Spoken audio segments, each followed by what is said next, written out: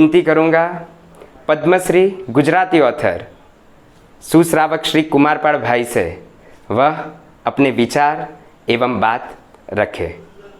आत्मशुद्धि और चित्त शुद्धि के पर्युषण पर्व के अवसर पर आज तपोवन परिवार ने फॉरगिवनेस मिच्छामि दुक्कडम पर जो सेमिनार आयोजित किया है और उसी सेमिनार के साथ हमारे मन में पूज्य पन्यास श्री चंद्रशेखर विजय जी महाराज का स्मरण होता है।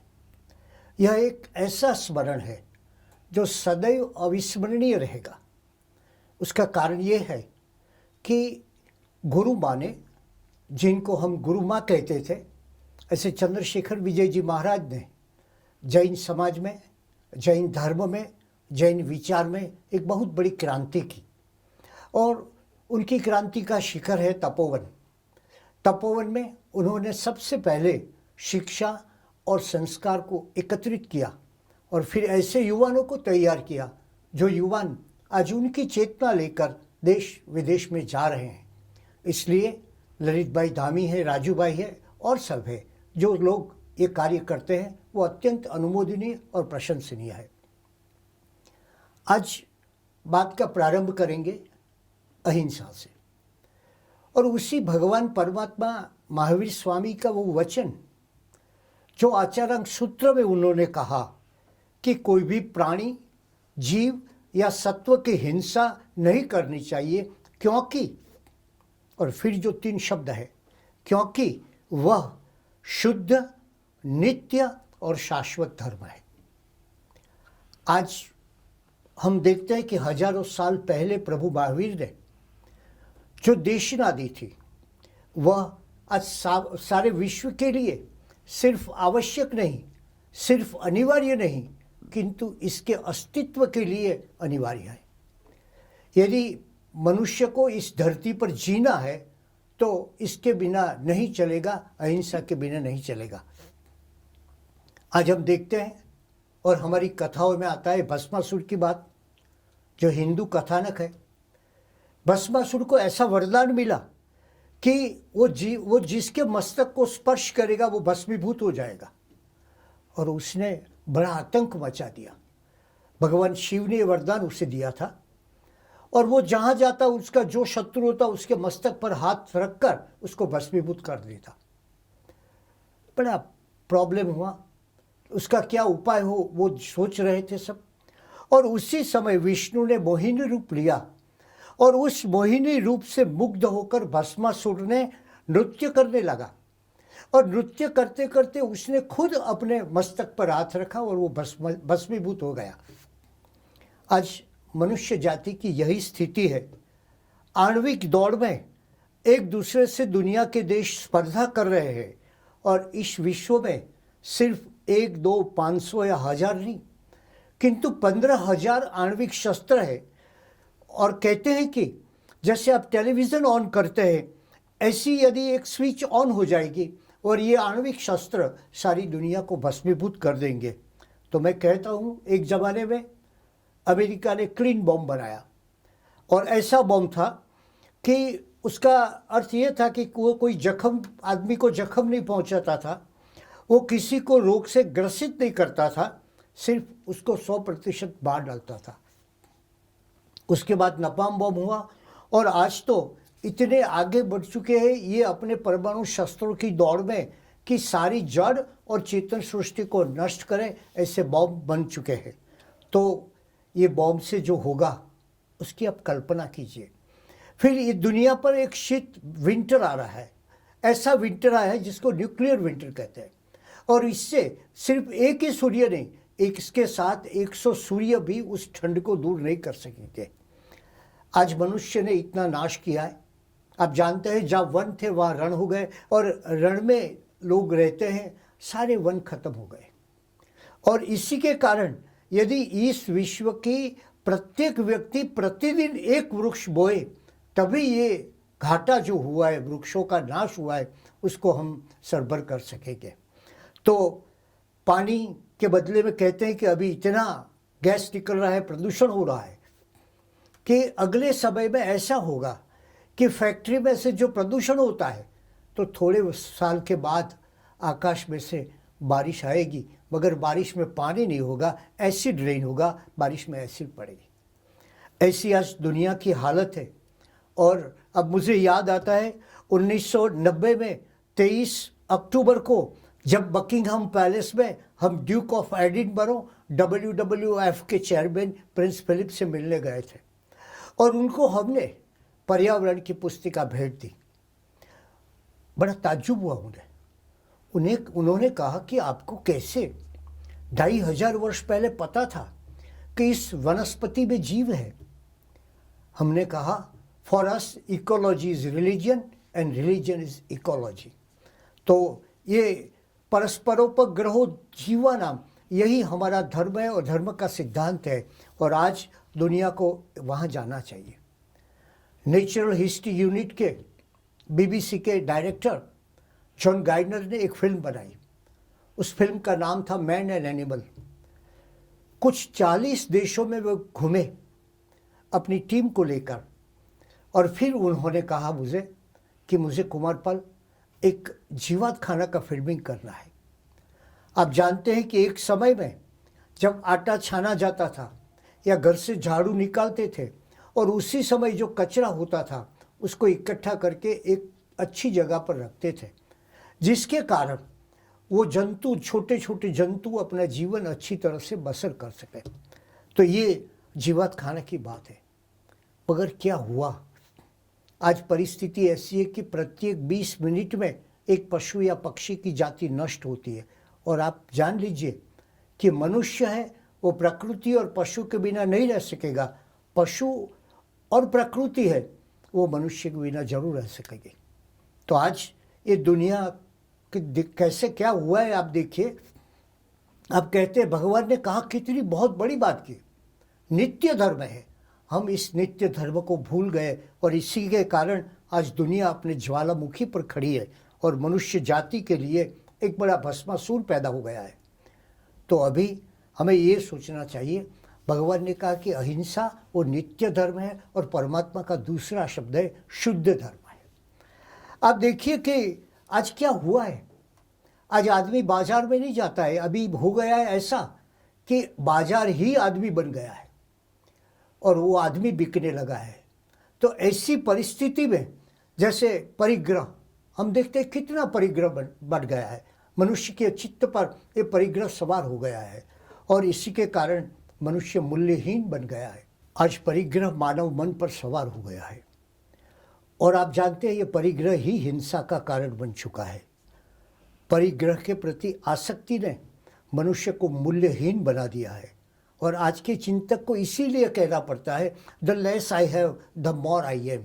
मेरे पास जितना कम इतना मैं ज़्यादा समृद्ध। और आप देखिए आपके पास तो वर्षों से ये अपरिग्रह की भावना है, तो हमें कैसा जीवन जीना चाहिए। परिग्रह के बारे में भगवान ने कहा है कि जिस प्रकार भ्रमर पुष्प से रस चूसता है किंतु पुष्प का नाश नहीं करता है, उसी प्रकार सेवार्थी मनुष्य अपने व्यवहारिक प्रवृत्तियों में दूसरे को कम से कम क्लेश और कष्ट देगा। तो सोचे कि जो अहिंसा का सिद्धांत है वो न प्राचीन है न अर्वाचीन है, वो शाश्वत सिद्धांत है। वो पहले भी सही था, आज भी सही है और आगे भी सही होने वाला है। और आप देखिए ये हिंसा कहाँ से आती है, ये हिंसा मन से आती है। और ये जैन दर्शन ही ऐसा एक दर्शन है जिसने मन की हिंसा के बारे में गवेषणा की है, चिकित्सा की है। तो ये हिंसा आज मनुष्य के मन में इतनी व्याप्त हो गई है और फिर मन में से वाणी से व्यवहार में ये हिंसा का प्रादुर्भाव होता है। और इसीलिए आज तो ऐसी बात हो गई है कि आदमी के पास कोई नई बंदूक आई, वो ठीक चलती है कि नहीं, उस देखने के लिए भी वो कुछ लोगों को गोलियों से उड़ा देगा। We kill for the sake of killing. ऐसी परिस्थिति में आप देखिए कि सबसे ज़्यादा आवश्यकता इस विश्व को, ये जो हमारे चौपास हिंसा का भस्मासुर घूम रहा है, उसको नियंत्रित करने की है। और इसको नियंत्रित करने के लिए खुद भगवान ने कहा है और इसीलिए कहा है कि मेरू पर्वत से ऊंचा और आकाश से विशाल कोई भी चीज़ हो तो वो अहिंसा है। आज इस विश्व को अपने ये अहिंसा के सूत्र को अपने व्यक्तिगत जीवन में उतारना होगा। और जैन दर्शन वो हमेशा अखंडता और समग्रता का आग्रह रखता है, और इस खंडित नहीं मगर अखंडित आचरण और अखंडित भावना हमें लानी होगी। और इसी के कारण आप देखें कि ये अहिंसा की कुंजी 2500 वर्ष पहले भगवान महावीर ने दी। हम जानते हैं महात्मा गांधी ने भी वो अहिंसक सत्याग्रह से बात की और कईयों ने की।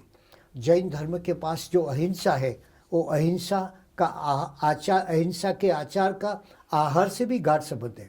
और मैं आपको कह दूं कि अभी के जो चिंतक है वो कहते हैं कि अभी का जीवन वो आदमी के नीति शास्त्र से नहीं चलेगा, उसके आहार शास्त्र से चलेगा। उसके मूल्य, उसकी जीवन रीति, उसकी सोच सभी उसके आहार के पर आधारित होगी।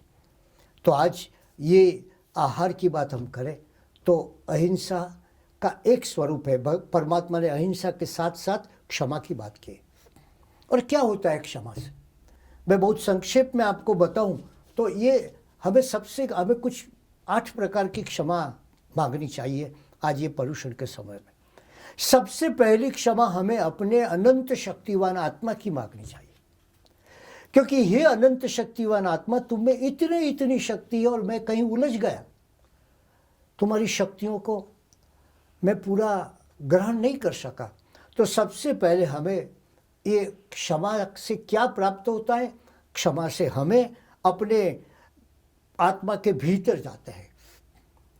दूसरी बात है, क्षमा से आत्मदृष्टि प्राप्त होती है। सामयिक यानी वर्तमान के प्रति जागृत हुआ वो सामयिक, और प्रतिक्रमण अपने दोषों से पीछे हटना वो प्रतिक्रमण। तो अपने के दोषों को देखकर पीछे हटना और वर्तमान को देखना, ये दोनों बात जैन धर्म में पद पद पर कही गई है। और इसीलिए यह क्षमा जब हम आत्मदृष्टि करते हैं तभी हमें बाहर की दुनिया से कहाँ ले जाती है? भीतर ले जाती है। ये बहुत बड़ी बात है कि हम ऐसे तो बाहर की दुनिया में ही रहते हैं, हमारी सब इंद्रियां बाहर ही रहती है। वो आँख से देखते हैं, कान से सुनते हैं, सभी इंद्रियां बाहर काम करती है। तो एक क्षमा का भाव होने से आपो आप अपने भीतर एक आत्मदृष्टि का संचार होता है। तीसरी बात, संबंध शुद्धि होती है। हम जानते हैं आज के समय में पिता और पुत्र, गुरु और शिष्य, भाई और भाई, उनके बीच में जो उनके मन में जो ग्रंथि है, तो वो ग्रंथि क्ष यानी गांठ और माँ यानी मारना, उस ग्रंथि को नष्ट करने का काम ये क्षमापना करती है। उसका चौथा प्रकाश आप क्षमा का हमारी दैनिक प्रवृत्ति में भी देख सकते हैं। ये सिर्फ भावना नहीं है, ये जीवन शैली है, एक जीवन की पद्धति है। और ये पद्धति से कितना लाभ होता है देखिए, इसका चौथा प्रकाश है कि हम अपनी दैनिक प्रवृत्ति में परिवर्तन आता है। कैसे परिवर्तन आता है? हमारा लोभ कम हो जाता है, हमें विनय प्राप्त होता है और संतोष मिलता है। यानी हमारे जीवन में जो सभी गुणों है उसकी साधना का कारण भी ये क्षमा बनती है। और उसका पांचवा प्रकाश है अंतर समृद्धि। हमारे भीतर जो अंतर समृद्धि है उसकी खोज करते हैं। हमने धर्म क्रिया, हमने क्रिया की, मगर वो कितनी आत्मसात हुई, उसका मूल्यांकन क्या, उसका मापदंड का, उसका बैरोमीटर क्या? वो क्षमा है कि हमारी धर्म भावना का ये बैरोमीटर हमें बताता है कि हमारा क्षमा वो हमारा स्थायी गुण है, और उसी के कारण व्यक्ति अपना स्थायी गुण की ओर जाता है और उसका अंतर विकास बढ़ जाता है। उसका छठा प्रकाश है मैत्री का। यह मैत्री का प्रारंभ बिंदु माता पिता है, फिर रिश्तेदार, और फिर चलते चलते आगे चलते मानव समाज, फिर प्रकृति और फिर प्राणी मात्र की करुणा तक पहुंचता है। जगत कल्याण का मार्ग क्षमा है।